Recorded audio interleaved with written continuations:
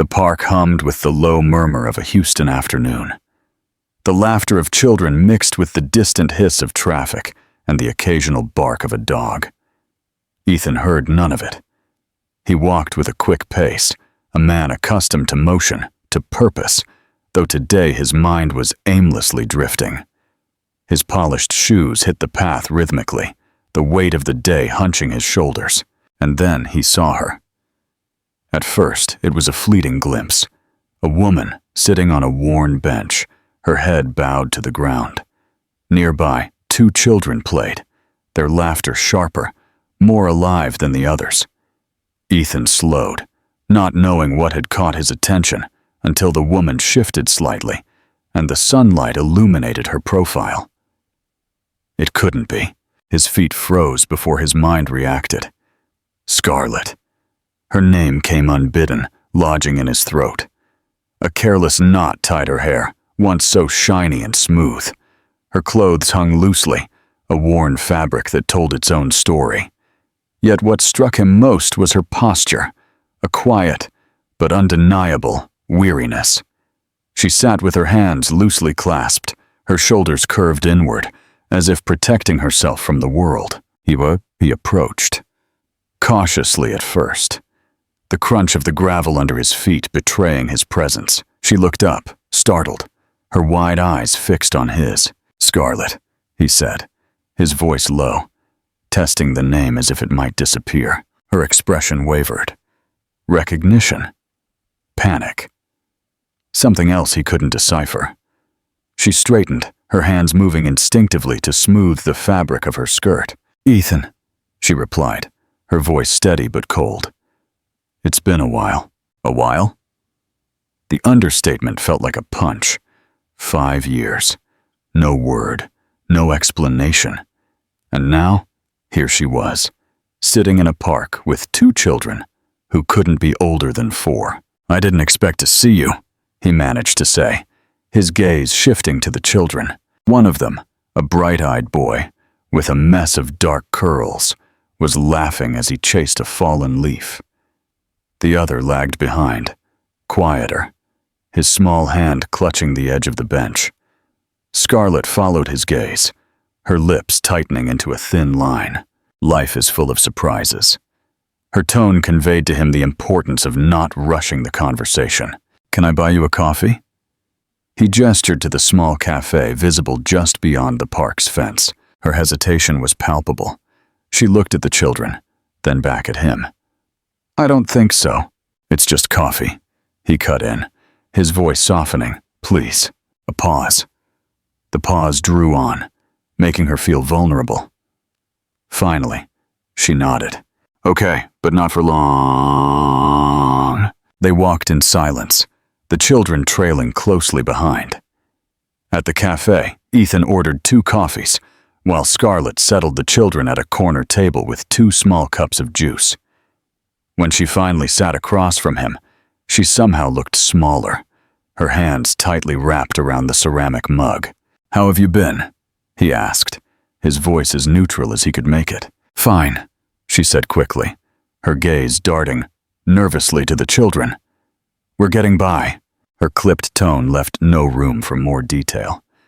Ethan leaned back slightly, watching her. The Scarlett he remembered had been vibrant and self-assured. This Scarlett seemed more like a shadow, her light dimmed, but not extinguished. "The children," he ventured cautiously. "They're mine," she said, her tone sharp, as if daring him to ask for more. "And their father?" He regretted the question the moment it left his lips, her eyes flashing with something. Anger? Hurt? Maybe both. "That's not a conversation I'm ready to have." The air between them grew heavier, and Ethan didn't press. Instead, he changed the subject. "They seem like lovely children, full of energy." Her shoulders relaxed slightly. "They are. Leo's the loud one. Leo is insatiably curious and always on the move. David is quieter, more thoughtful." Ethan nodded, filing away the names and the small details she offered. He glanced at the clock on the wall. Time was slipping away, and he was no closer to understanding why she had disappeared, or why she seemed so determined to keep the truth locked away. When they were done, he stood. "Let me walk you home." "You don't have to," she said. But there was no conviction in her words. "I want to." The walk to her apartment was silent, broken only by the children's chatter. When they reached the building, Ethan felt a cold knot in his stomach. The structure was crumbling at the edges, its paint faded and peeling. A narrow staircase led up to the second floor. The handrail was rusted. "Scarlett," he began, his voice trailing off as she turned to face him. "I appreciate the coffee, Ethan," she said, her tone firm and final. "Goodbye." He stood there as she climbed the stairs, the sound of her footsteps fading into the distance. The door closed softly behind her, but Ethan remained still, staring at the building as if it were about to give up its mysteries. And then he turned and walked away, a silent resolve taking hold of him. Something had to change. The past revealed. The next morning, the memory of Scarlett's tired eyes clung to Ethan like a shadow over his breakfast. He stirred his coffee absently, the clinking of the spoon against the porcelain echoing in the otherwise silent kitchen. He had barely slept, plagued by questions and the image of her rundown apartment building. By mid-morning, he found himself back at her doorstep, his hand poised to knock. The hallway smelled vaguely of damp plaster, and the muffled sounds of life filtered through the thin walls. After a moment, the door creaked open, and Scarlett appeared, her expression a mix of surprise and defensive resignation. "Ethan," she said, her voice low. "What are you doing here?" "I couldn't leave it," he replied, his tone firm but not unkind. "Can we talk?" She hesitated, her grip on the doorframe tightening. From inside, the sound of sharp, irrepressible giggles spilled into the hallway. Scarlett looked over her shoulder before stepping aside. "Fine, but keep your voice down," she said, opening the door wider. The apartment felt even smaller in the daylight. The furniture was sparse and mismatched, and the walls had yellowed with time. Ethan watched Leo and David playing with a makeshift fort of blankets and chairs, their giggles a harsh contrast to the somber atmosphere. Scarlett crossed her arms as Ethan turned to face her. "What do you want, Ethan?" He hesitated, his gaze going to the children before returning to her. "Are they mine?" Her face tightened, the question hanging in the air between them. She exhaled sharply, a sound more of exhaustion than of frustration. "Yes," she said finally, her voice barely audible. "They're yours." The word hit him hard, making him speechless for a moment. His eyes moved to the children again, Leo with his boundless energy, David quieter, more thoughtful, and the resemblance was impossible to ignore. 5 years, he said, his voice choked. "I've had 5 years of missing their lives. It's been 5 years, Scarlett. Why?" Her jaw tightened, her posture stiffening into a shield. "It's not that simple," she said, her words clipped. "Then make it simple," he replied, his frustration overflowing. "You disappeared, Scarlett. You left. And now I find out about—" He stopped, taking a deep breath. His voice softened. "I deserve to know why." Scarlett's gaze dropped to the floor, her fingers tracing the edge of the counter, as if she were searching for something solid to hold on to. "I thought I was doing the right thing," she said after a long pause. "For them, for you, for me." The disbelief in his voice was unmistakable. "You think this is what I would have wanted? Finding out about my children like this?" Her silence was answer no. Ethan ran a hand through his hair, pacing to the edge of the room and back. "They deserve better than this," he said finally, his voice firm but resolute. "You can't keep living like this, Scarlett. They can't." She raised her head sharply, her eyes narrowing. "What are you suggesting?" "Come live with me," he said, the words leaving no room for discussion. Scarlett blinked, taken aback. It's not negotiable," he cut her off, his tone soft but firm.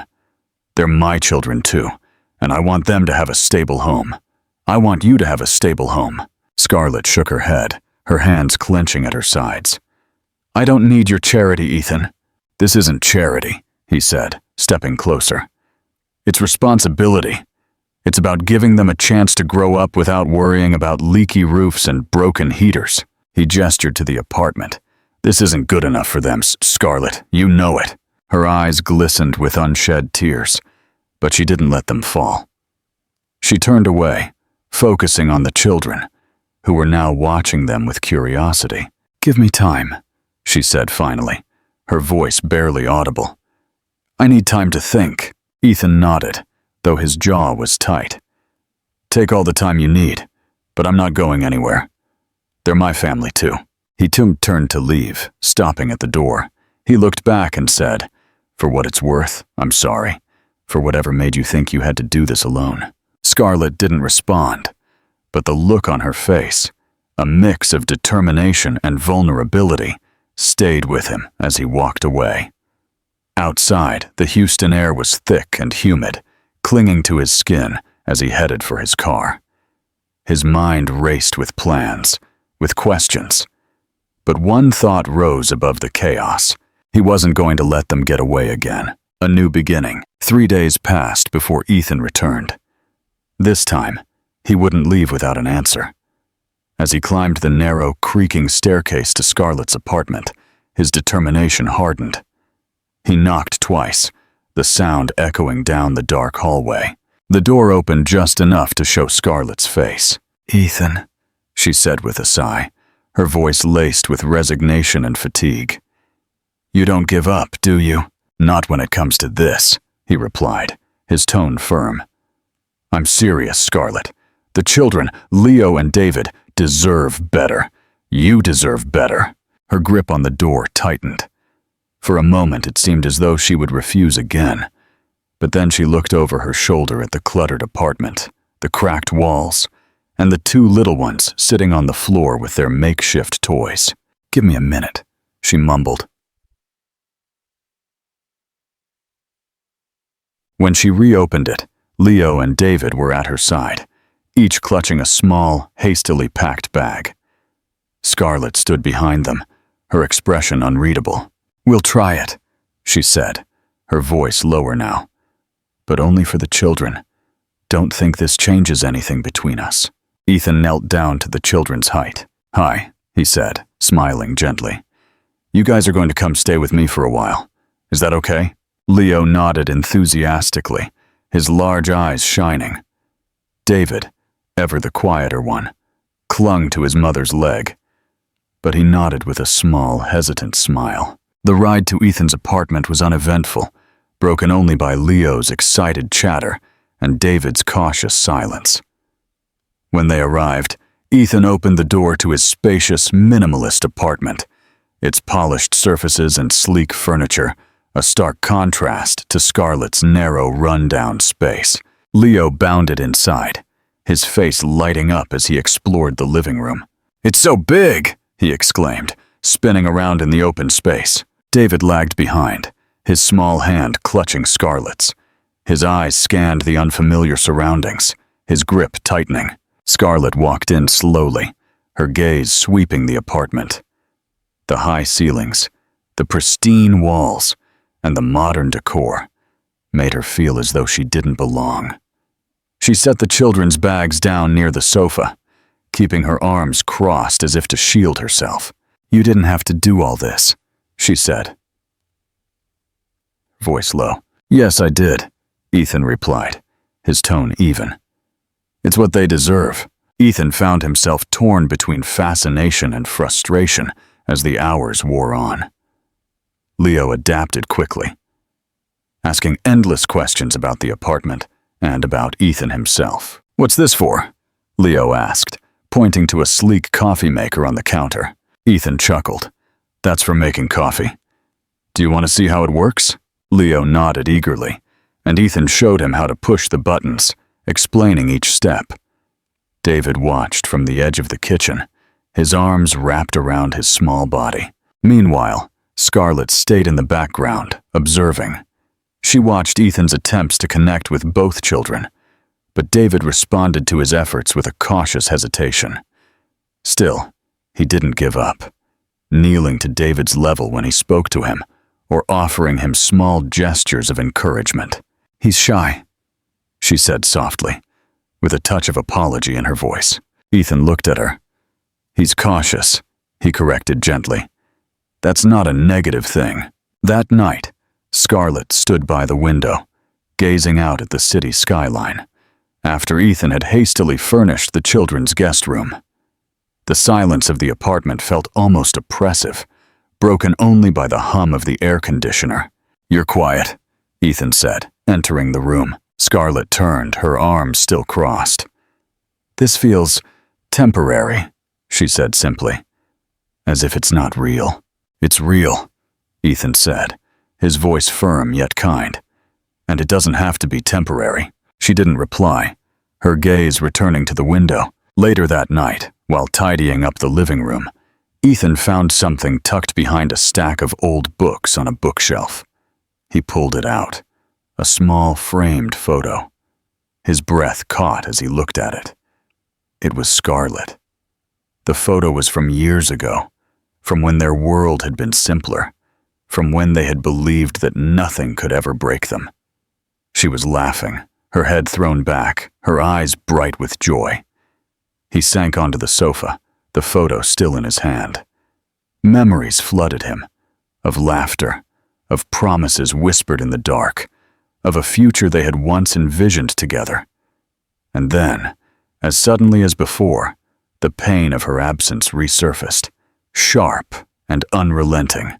Ethan sat there for a long time, the photo resting in his lap, as the questions he had long buried came rushing back. Facing the truth, Scarlett stood in this doorway of the children's room, watching as Leo animatedly showed Ethan a drawing he had made that day. Ethan was kneeling by the bed, his tie loosened, his shirt sleeves rolled up. An image of relaxed concentration. David sat close by, quieter, but his small hand rested lightly on Ethan's knee. It was a gesture of silent trust, one that made Scarlett's chest clench. She had seen this scene in her mind countless times over the years, but now as she witnessed it, the reality felt sharper, more complicated. Relief mixed with anxiety, scratching at the edges of her resolve. She turned away, retreating to the quiet of the living room.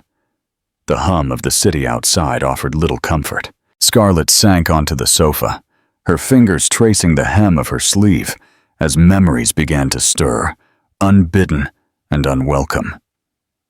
It was the photo from the hotel that had shattered everything. The image had arrived in her inbox with a cruel precision. Ethan, with his arm around Emily, leading her into a room. Emily's head bowed into him, their proximity intimate, undeniable. Scarlett had been unable to breathe. She had stared at the screen, the edges of her vision blurring as her world came crashing down. Her mind had betrayed her, replaying every word of love Ethan had told her, now filled with doubt. She remembered the excuses, late meetings, business trips.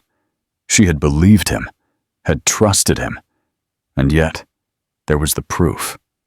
Cold, hard, inescapable. She clenched her hands tightly, the phantom pain of that moment still in her chest. She had left not out of anger, but out of desperation. Staying had felt impossible. Facing him, pretending nothing had changed, had felt like a lie too heavy to carry. But now, as she glanced toward the children's room, she wondered if her choice had been a mistake. "Scarlett," Ethan's voice broke through her thoughts. She looked up to see him standing in the doorway. He was no longer wearing his tie, and his expression was serious. She straightened, masking her torment. "What is it?" He walked into the room, a steady gaze on her, but filled with frustration. "I can't help but notice. You've kept your distance. You're here, but it's as if you're hiding something. I can see it. The children can feel it too." Her defenses went up instantly. "I don't know what you're talking about." "Yes, you do." His tone was firm, but not unkind. "This isn't just about the children. It's about us. Whatever happened 5 years ago, it didn't just affect you. I lost something too." Scarlett stood, crossing her arms instinctively, This isn't the time, Ethan. When is the time, Scarlett? When are you going to let me in? The question hung in the air, heavy with unspoken truths. She turned away, her gaze fixed on the dark city skyline.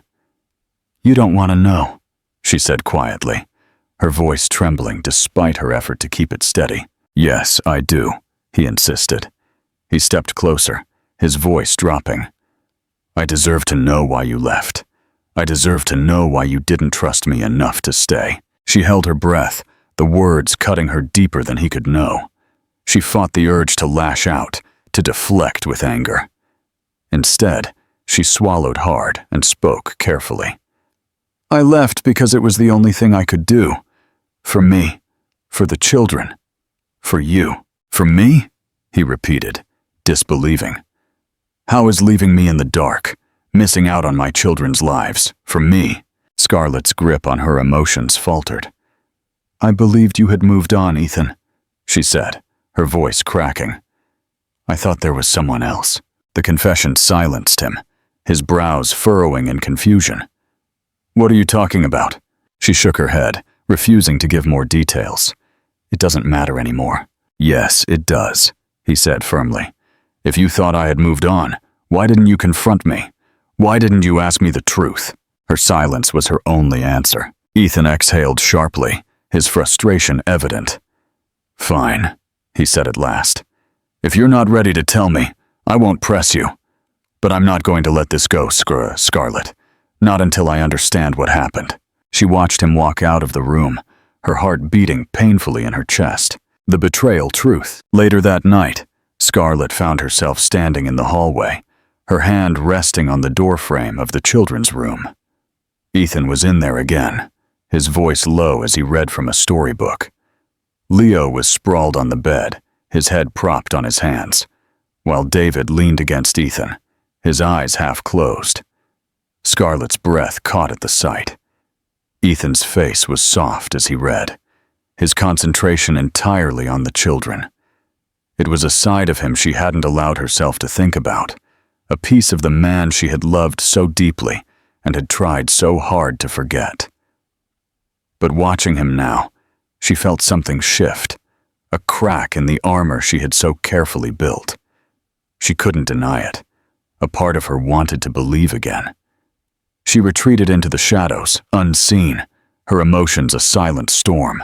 The morning sun bathed Ethan's sleek car in light as he glided up the long driveway to Eleanor's estate. The towering iron gate swung open smoothly, revealing manicured lawns and a mansion that screamed wealth and control. Ethan gripped the steering wheel tightly, his jaw set with a determination that hadn't wavered since the night before. The memories of Scarlett's words haunted him. I believed you had moved on. Her voice, shaky and raw, had left him with more questions than answers. There was only one person who could possibly have the missing piece of the puzzle, someone who had never supported his relationship with Scarlett. His mother, Eleanor. Ethan parked in front of the grand entrance, his polished shoes echoing on the stone steps as he walked up. The heavy oak door swung open before he could knock, and a smartly dressed butler greeted him with a slight bow. Mr. Carter, your mother is expecting you in the sitting room. Ethan nodded, stepping inside the house. The air inside was cool and smelled vaguely of fresh flowers, but there was an unshakable chill, as if familial warmth had been left out of the architectural plans. Eleanor was seated, poised, on a cream-colored sofa, her posture as regal as her pearls. She looked up as Ethan entered, her smile thin and controlled. Ethan, dear, this is an unexpected visit. Will you have coffee? No, thank you, he said flatly, standing near the edge of the room as if proximity alone could burn him. She raised an eyebrow. Straight to the point, then. Did you know Scarlett thought I was with someone else? He asked, skipping the pleasantries. Eleanor blinked, her serene expression faltering just a bit. I have no idea what you're talking about. Don't you? Ethan stepped closer, his voice strained. She left because she thought I was with Emily. She saw a photo of us going into a hotel together, a photo I didn't even know existed. Eleanor's fingers tightened around her teacup before she set it down with a deliberate motion. "And what makes you think I have anything to do with this supposed misunderstanding?" Ethan's gaze pierced her. "Because you never wanted me to be with Scarlett. Because you thought she wasn't good enough for me." Eleanor's smile vanished completely, replaced by a cold, calculating look. "Ethan, you're being ridiculous. I wanted what was best for you, as any mother would." "What's best for me?" he repeated bitterly. "You think it was best for me to lose 5 years of my children's lives? For Scarlett to think I betrayed her?" She stood up slowly, her polished composure cracking just enough to reveal the steel beneath. "Scarlett was never right for you," she said sharply. "She would have held you back. Everything you've accomplished, everything you've built. Do you think that would have been possible with her in the picture?" Ethan's fists clenched at his sides.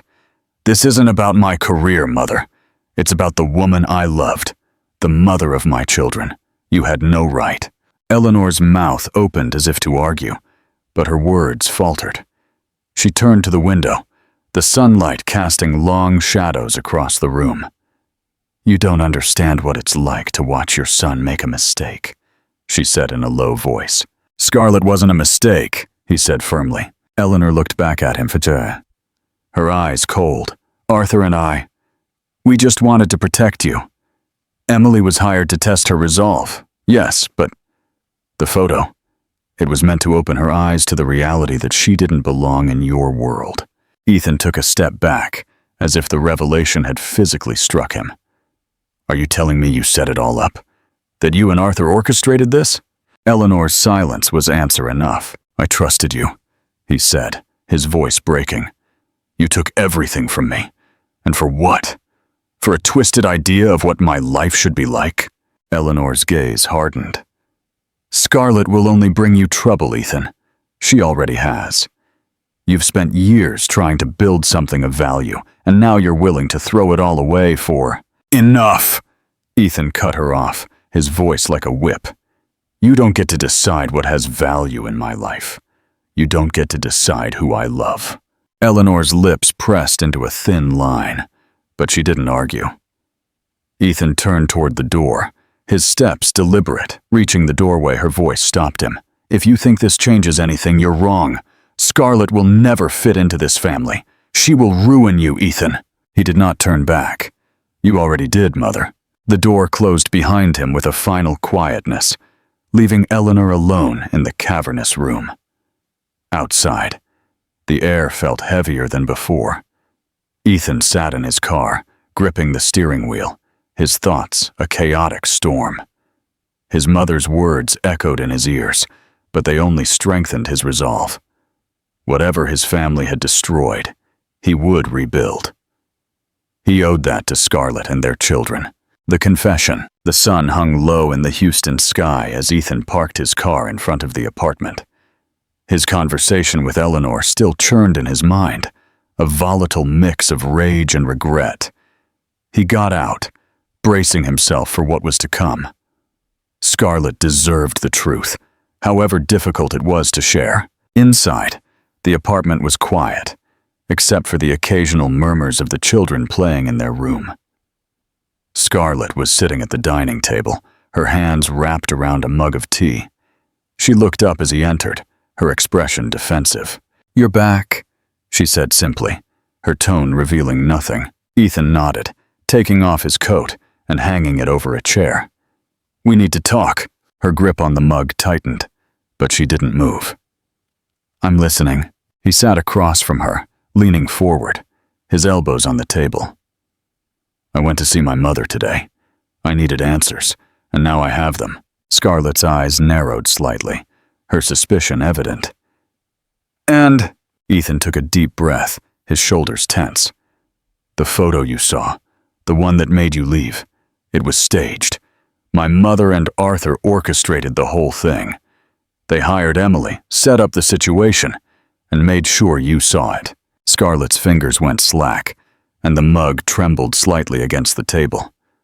She stared at him, her expression a mix of disbelief and pain. "You're saying the whole thing was a setup?" Ethan nodded.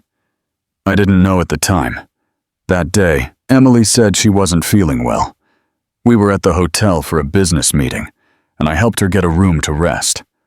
That was it. Nothing happened. I had no idea a photo existed. I didn't know they used it to drive you away. His voice cracked a little, the weight of the confession pressing on him. Scarlett leaned back, crossing her arms over her chest like a shield. Her breathing was ragged as she processed his words. "So, you're telling me," she said slowly, her voice trembling with a mix of anger and anguish, "that for 5 years, everything I believed was a lie, that I tore our lives apart over a fabrication." Ethan's jaw tightened, his eyes filled with regret. "Yes, and I'm sorry. I'm so sorry, Scarlett. You didn't deserve that. Neither of us did." She stood up abruptly, walking to the window, her hands in her hair. "I don't even know how to feel right now," she said, her voice breaking. "It's been 5 years, Ethan. 5 years I spent believing you betrayed me. 5 years raising our children alone." He got up too, keeping his distance. "I know. I can never give you those years back, but I want to make things right. I want to make things right for you, for Leo, and for David. If you'll let me." Her shoulders slumped slightly, the rage subsiding and giving way to exhaustion. "This doesn't erase everything, Ethan. The hurt, the distrust, it doesn't go away overnight." "I don't expect it to," he said softly. "But I'm not going anywhere, Scarlett. Not again." She turned to face him, her eyes searching his for something. Truth. Certainty. Maybe both. Redemption. The next few days passed in an awkward truce. Scarlett remained guarded, but the walls she had built were no longer impenetrable. Ethan focused on the children, his efforts genuine and tireless. He read to them, played with them, and answered their endless questions with a patience Scarlett hadn't expected. Ever energetic, Leo quickly warmed up to Ethan, pulling him into his world of curiosity and imagination. David, slower to trust, began to follow suit. One afternoon, Scarlett watched as Ethan taught David how to tie his shoes. "Just like that," Ethan said, his voice soft but firm. "Loop the lace. Pull, there you go." David looked up, a shy smile spreading across his face. "Thanks, Dad." The word hit Ethan hard, his throat tightening, but he managed to smile back. "Anytime, buddy." Scarlett watched from the doorway, her hand pressed against the frame. The scene moved her, something fragile, yet undeniable. On Saturday, Ethan proposed a family outing. "There's a park not far from here," he suggested. "The children can run around for a while, and we can get out of the house." Scarlett hesitated, but the children's enthusiasm tipped the scales. The day was bright and clear, the park filled with families. Leo and David ran across the grass, their laughter infectious. For a moment, Scarlett allowed herself to relax, sitting on a bench next to Ethan. "You're so good with them," she said in a low voice, surprising herself. Ethan turned to her, his expression warm. "They make it easy." Before she could reply, a sharp cry cut through the air. Scarlett's heart sank as she saw Leo collapse on the grass. "Leo!" "Oh!" she cried, running to him. Ethan was already there, scooping the boy into his arms. "Call an ambulance," he said, his voice tight with panic. Scarlett fumbled for her phone, her hands trembling as she dialed. As the ambulance arrived, the world became a cacophony of sirens and frantic movements. Scarlett clung to David, who was sobbing, as Ethan climbed into the ambulance with Leo. Her heart hammered as she watched the vehicle drive away, Ethan's pale face visible through the back window. Standing in the empty park, Scarlett hugged David tightly, the weight of the moment crushing her. Her mind raced with questions and fears, but one thought shone brighter than the rest. They couldn't lose Leo. A family united. The hospital smelled of antiseptic and fear. Fluorescent lights illuminated every corner, revealing sterile walls, and the quiet bustle of nurses and doctors moving with a trained urgency. Scarlett sat on the edge of a hard plastic chair, hugging David tightly against her chest. Ethan paced the waiting room, his face pale, his tie askew. Every now and then, his gaze would dart toward the double doors where Leo had disappeared, carried away on a stretcher. The boy's face, so pale and still, haunted him. A nurse came in, a clipboard tucked under her arm. "Mr. Carter!" Ethan turned sharply, his heart in his throat. "How is he?" "He's stable for now," the nurse said, her voice calm but serious. "The doctors are running tests to determine the cause of his collapse. We'll let you know as soon as we have more information." Scarlett's voice broke the tension. "Can we see him?" The nurse hesitated. "He's in the pediatric area, only one parent at a time for now." Ethan looked at Scarlett, his expression torn. She nodded, understanding his unspoken request. "Go," she said softly. He disappeared through the doors without a word, leaving Scarlett and David alone in the suffocating silence. In the ward, Leo lay in a small hospital bed, an IV drip in his arm. Machines beeped constantly beside him, their rhythm the only certainty that life still clung to him. Ethan sank into the chair next to the bed, his head in his hands. "I'm here, buddy," he whispered. "I'm not going anywhere." An hour later, a doctor called Ethan and Scarlett into a small consultation room.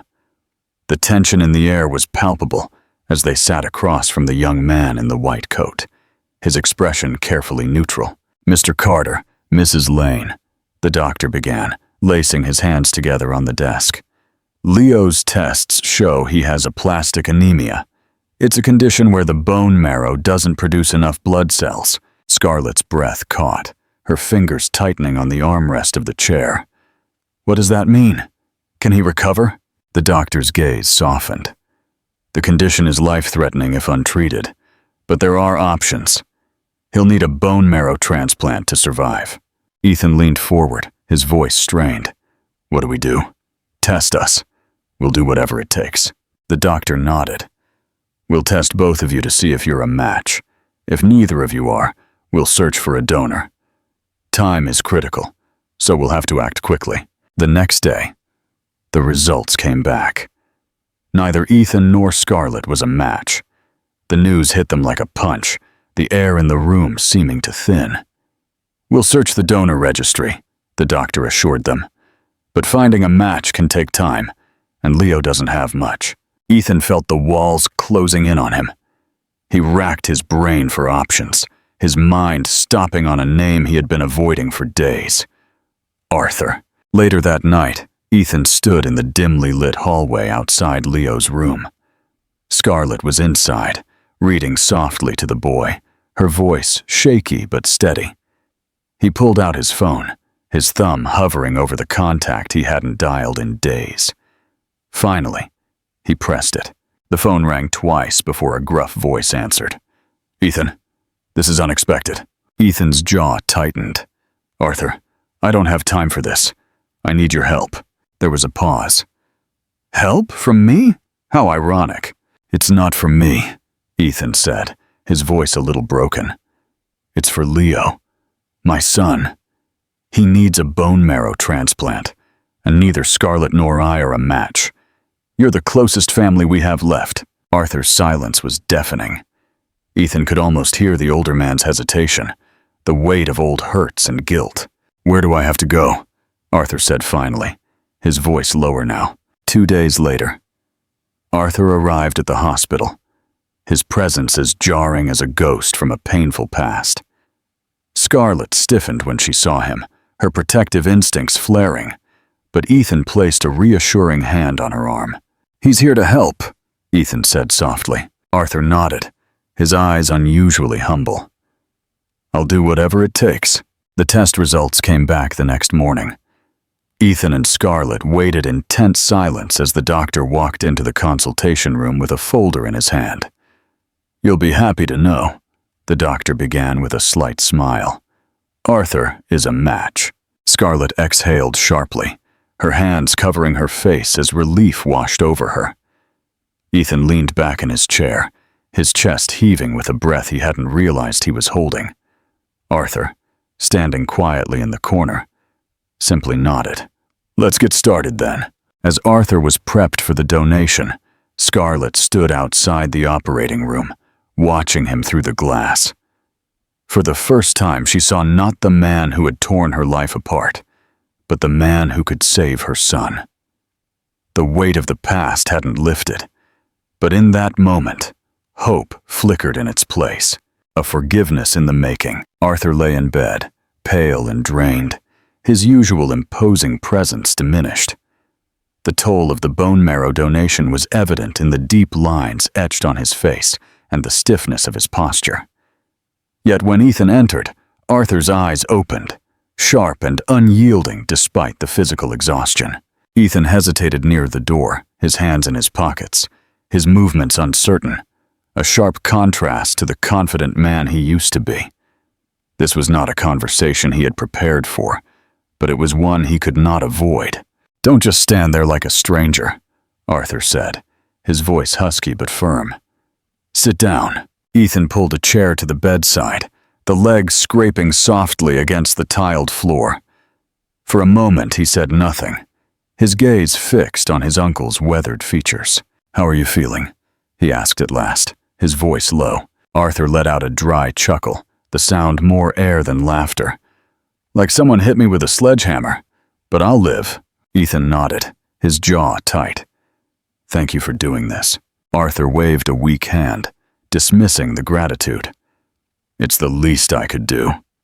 His voice became softer, tinged with something Ethan couldn't identify.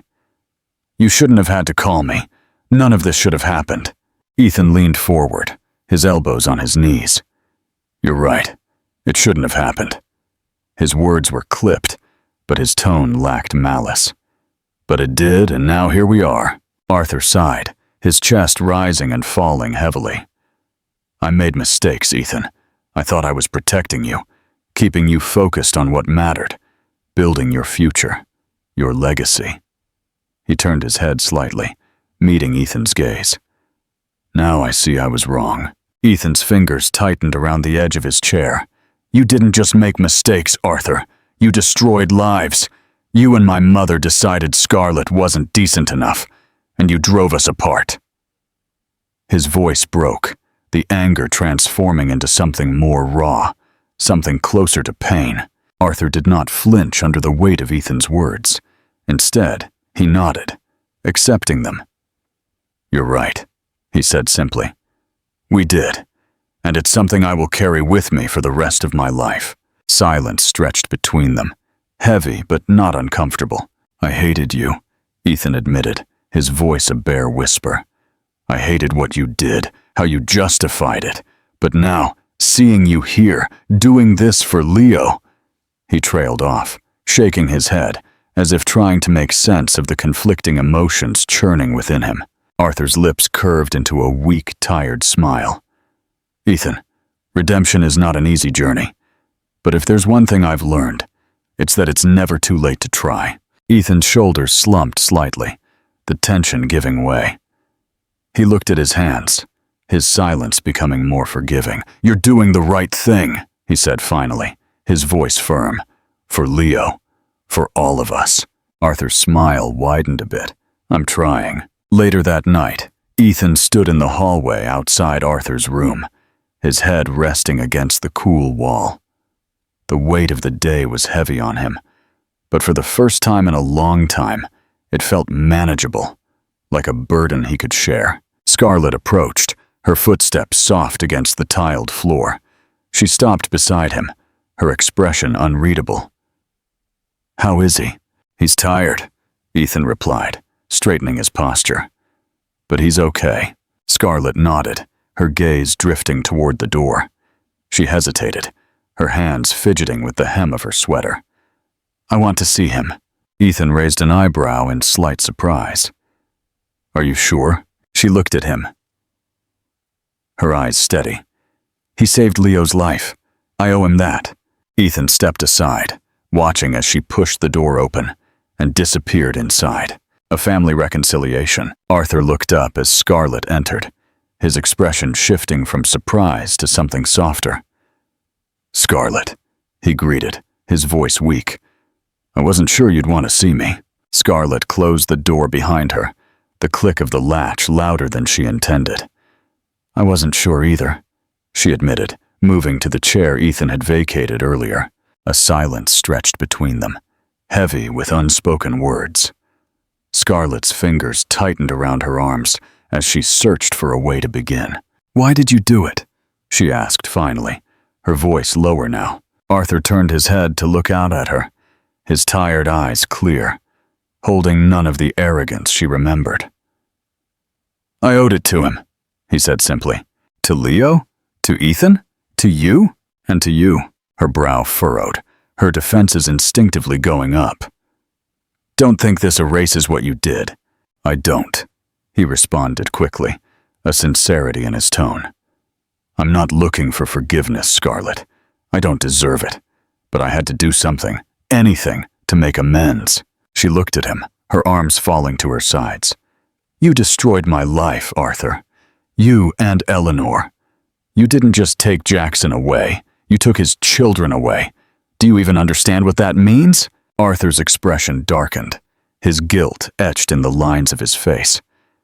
"I understand it better now than I did then," he admitted. "At the time, I thought I was protecting Ethan, protecting the family. But all I did was tear it apart. I see it now. I've seen it every day for the last 5 years." Scarlett's throat ached, her anger mixed with a pang of unexpected compassion. "Why now?" she asked. "Why help now, after everything?" Arthur exhaled heavily, his gaze dropping to his hands. "I witnessed his disintegration, Scarlett. I watched Ethan lose the light he once had. And then I saw Leo, so small and fragile. And I knew I had to help. For them. For you. Even if it changes nothing between us." Her eyes filled with tears, and she blinked rapidly to hold back the tears that threatened to fall. She didn't want to feel compassion for him. She didn't want to see the man underneath the damage he had caused either. "You have caused so much pain," she said, her voice shaking. "You can't just fix it with one beneficial action." "I know," he said softly, "but I had to start somewhere." Scarlett looked at him for a long time, her emotions tumultuous. Finally, she reached out, her hands clasped in front of her. "Thank you," she said in a low voice, "for Leo, for helping him." Arthur's lips curved into the slightest of smiles. "It's the least I could do." Later, Ethan walked into the room, his footsteps hesitant. Arthur looked up at his nephew, his expression unreadable.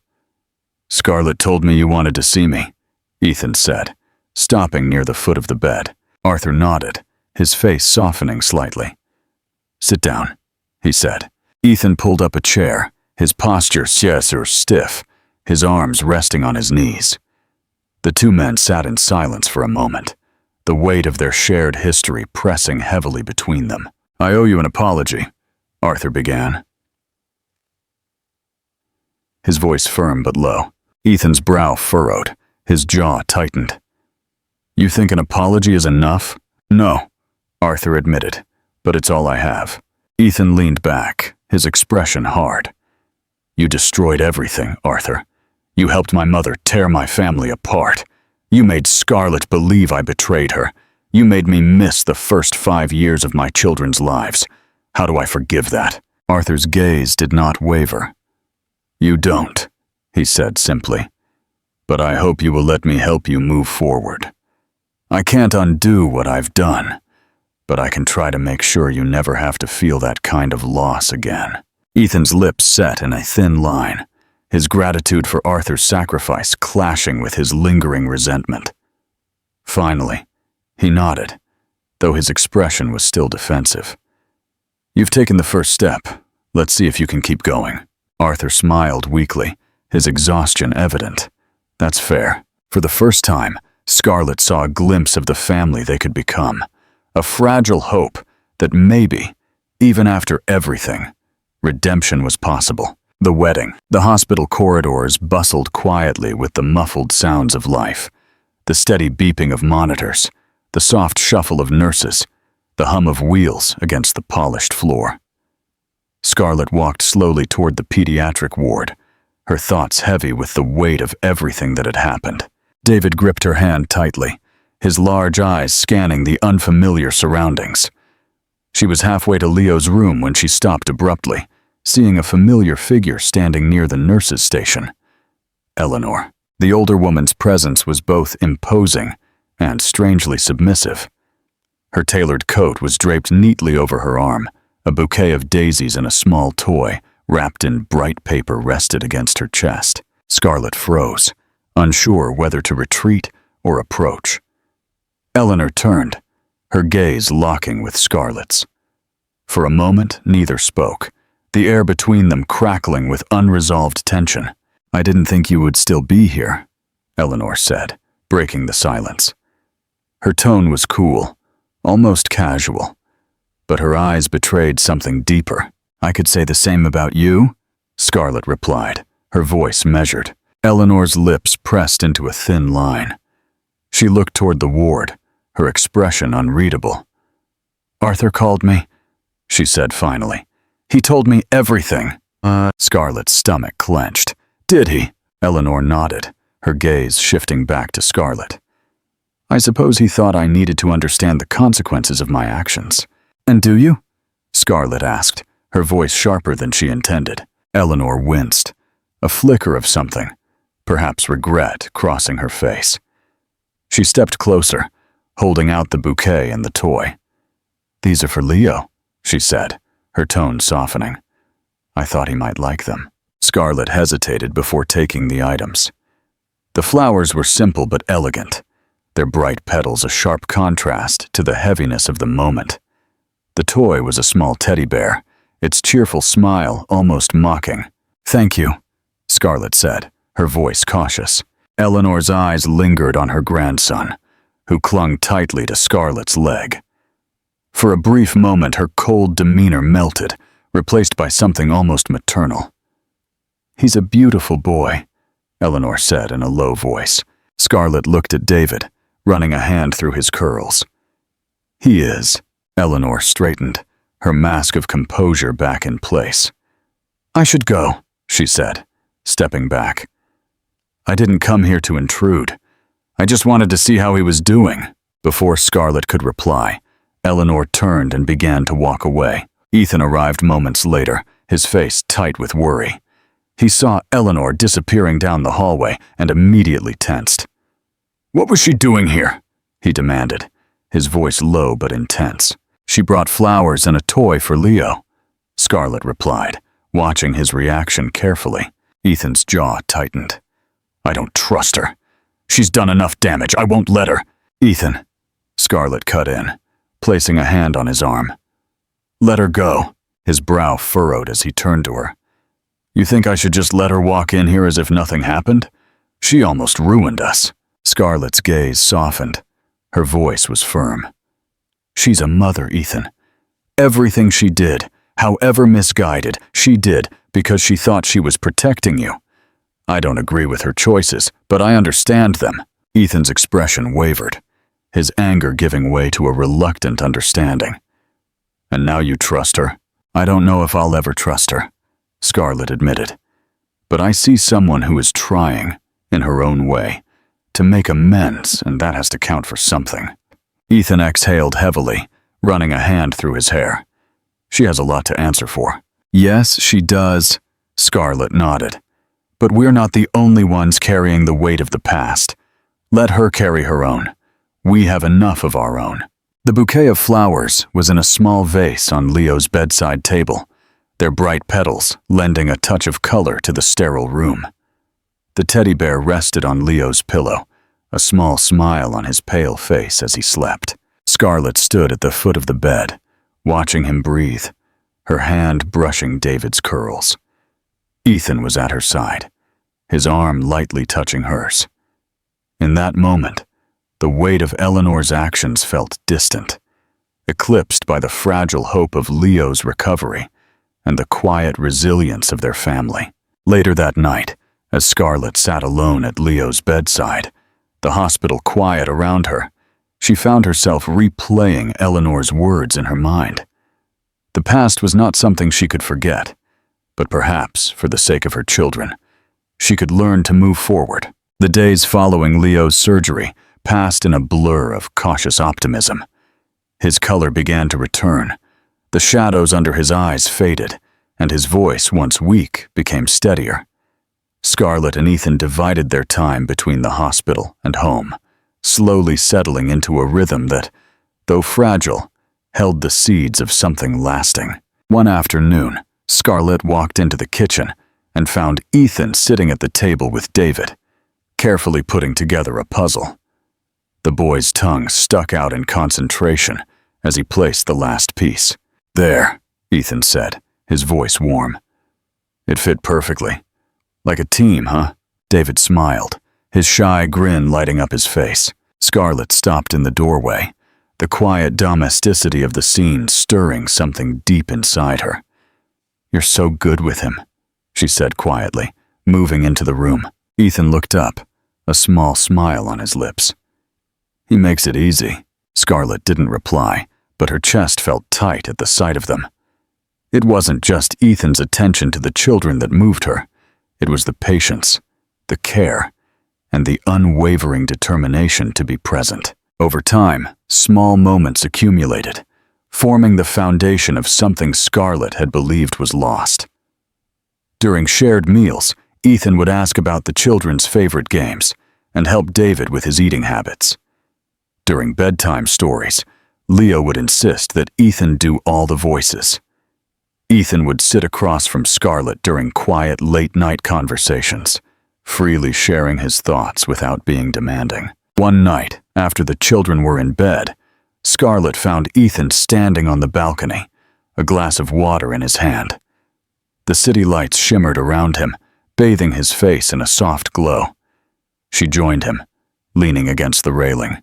"You've been different," she said, her voice barely audible. He turned to her, his brow slightly furrowed. "Different." She nodded. "Your drive was unyielding. You were always focused on your work. But you seem to have discovered a way to slow down." Ethan chuckled softly, setting down his glass. "I had to lose everything to realize what mattered most. What mattered most, Scarlett, was never the work. It was always you and them." Her heart ached, the sincerity in his voice cutting through the layers of doubt she had built around her. "I'm trying to trust again," she admitted, her voice trembling a little. "It's not easy." "I know," he said, "and I don't expect it to be. But I'll be here, for as long as it takes." A week later, as Leo's recovery continued, Ethan surprised Scarlett during one of their quiet moments. "I've been thinking," he said, his tone light but his eyes serious. "About what?" she asked, tilting her head. Ethan reached into his pocket, pulling out a small box. Scarlett's breath caught as he opened it, revealing a simple, elegant ring. "I don't want to waste any more time," he said. "I want us to be a family again, officially. I know it's soon, and I know we still have a lot to work through. But I love you, Scarlett. I've always loved you, and I want to spend the rest of my life showing you." Scarlett stared at the ring, her emotions at war. It was everything she had once dreamed of, but the weight of the past still lingered. "Ethan," she began, her voice firm but soft. "This means more to me than I can say, but I need time. I need time to make sure I'm ready, to make sure we're ready." His shoulders relaxed slightly, and he nodded, his smile understanding. "Take all the time you need. The offer will always be here." A few days later, a package arrived at the apartment. Ethan opened it and found a carefully wrapped box and a letter addressed to him. Scarlett joined him as he unfolded the paper, Arthur's familiar handwriting filling the page. "Ethan, by the time you read this, I'll be on my way to New York. My daughter has invited me to stay with her, and I believe it's time to leave Houston behind. Helping Leo reminded me of what truly matters. And while I can't undo the damage I've done, I hope I've taken one small step toward mending what was broken. I wish you, Scarlett, and the children all the happiness in the world. You deserve it, Arthur." Inside the box were a set of handmade wooden blocks, intricately carved and painted. Ethan turned them over in his hands, his expression unreadable. Scarlett placed a hand on his arm. "It's his way of saying goodbye, and maybe it's his way of starting over," he said softly. Ethan nodded, his grip tightening around the blocks. As Scarlett watched Ethan carefully place the blocks on the shelf in the children's room, she felt a shift within herself, a tentative but undeniable hope. Perhaps, she thought, they really could rebuild. The end. A setting sun bathed the garden in golden tones, its warm light casting long shadows over the rows of neatly arranged chairs. White flowers lined the edges of the aisle, their soft petals fluttering with the breeze. The air was filled with the low murmur of close friends and the occasional giggles of the children, who stood near Ethan, each dressed in a smart suit. Leo and David held small velvet boxes in their hands, their excitement barely contained. Leo whispered something to his brother, and David nodded solemnly, gripping his box tighter. Ethan stood at the end of the aisle, his suit impeccable and his tie slightly askew, a small sign of his nervousness. His eyes, however, were steady, focused on the other end of the path where Scarlett would appear. Scarlett took a deep breath, standing just out of sight. The soft fabric of her dress brushed against her legs, and she held a small bouquet of lavender and white roses. Her heart quickened, not from fear, but from anticipation. A delicate and awe-inspiring mix of emotions that coursed through her body with every passing second. When the music began, she stepped forward, the soft notes guiding her down the aisle. She looked up, and there he was, Ethan. He was the man who had shattered her heart, and now was helping to rebuild it. Their eyes met, and in them she saw the unwavering love and determination that had led them to this moment. With every step, the weight of their shared journey pressed softly against her chest, the scars of the past mixing with the hope of the future. The children stood beside Ethan, their faces lighting up as she approached. When she reached the end, Ethan held out his hand. She hesitated for a moment before placing hers in his, the warmth of his touch reassuring her. "You're stunning," he whispered, his voice just loud enough for her to hear. A small smile touched her lips. "You don't look so bad yourself." The officiant began to speak, but Scarlett's focus was entirely on Ethan.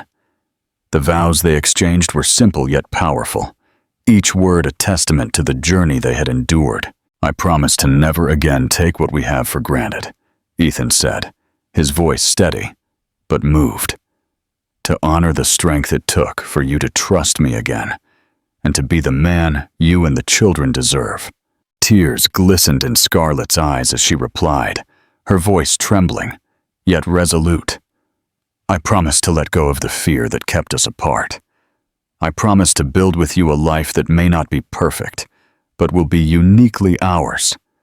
I want to, once again, be the partner you have shown me I can be."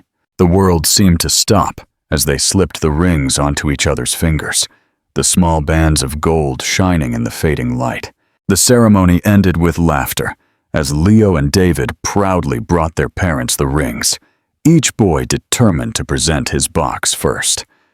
Ethan knelt, hugging them both tightly. "We did it, guys," he said, his voice choked with emotion. "We're officially a team." Scarlett knelt beside him, wrapping her arms around the group. It was a messy, beautiful hug, and for a moment, nothing else mattered. From a distance, Eleanor watched the scene.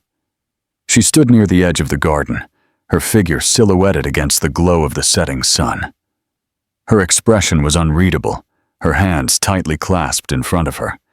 She didn't approach, didn't say a word, but as the new family laughed and hugged, something in her posture softened.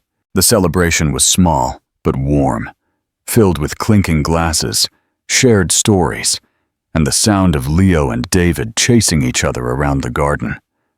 Scarlett found herself laughing freely, her hand often finding Ethan's as they navigated the evening together.